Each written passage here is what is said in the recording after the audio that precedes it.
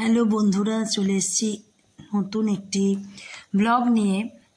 যে ব্লগটি অত্যন্ত সুন্দর, তোমাদের ভালো লাগবে। সবার আগে বলবো, যারা এখনও আমার চ্যানেলটি সাবস্ক্রাইব করনি তারা একটু সাবস্ক্রাইব করে নেবে।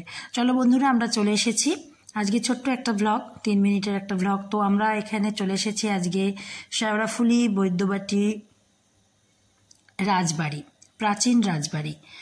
তো অত্যন্ত সুন্দর একটি জায়গা, এবং বলা হয় যে এই রাজবাড়িটি 450 বছরের পুরনো। তোমরা দেখতে পাচ্ছ 450 বছরের পুরনো, এবং এখন দুটো পার্টে রয়েছে রাজবাড়িটি। একটি রাস্তার ডান দিকে এবং অপরটি রাস্তার বাঁ দিকে, একটু ভেতরের দিকে যেতে হবে। এই যে এটা আরও একটি রাজবাড়ি, এটা অংশ বিশেষ বলা হয়। তো এখানে আমরা চলে এসেছি আজকে, এবং মেন যেটা রাজবাড়ির দুটো অংশ, এবং এই রাজবাড়ির ঢোকার মুখে তোমরা দেখো একটি স্টেজ করা আছে। বলা হয় এখানে শিল্প সংস্কৃতির মেলা বসে। মানে এই রাজবাড়ির এটি আরও একটি অংশ। এর যে মেন অংশ সেটা কিন্তু এখন স্কুলকে দান করা হয়েছে। একটি স্কুল আছে এর লাগোয়া, তোমাদের দেখাচ্ছি আমি। তো এর লাগোয়া যে স্কুলটি রয়েছে, আর এই যে দেখো এখানে একটি স্টেজ করা আছে। এখানে কিন্তু কথা সাহিত্যিক থেকে শুরু করে বড় বড় পণ্ডিতগণ এখানে এসে অনুষ্ঠান করেন। এখানে অনুষ্ঠান হয় এই রাজবাড়িটিতে বিশেষ কোনো সময়।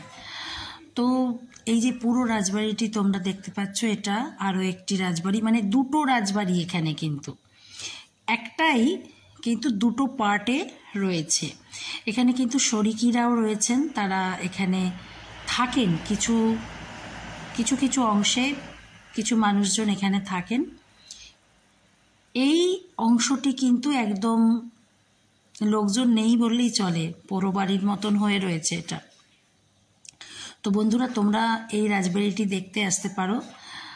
বৈদ্যবাটি স্টেশনে নেমে বা শেওড়াফুলি স্টেশনে নেমে তোমরা ডাইরেক্ট রাজবাড়িতে ঘুরতে আসতে পারো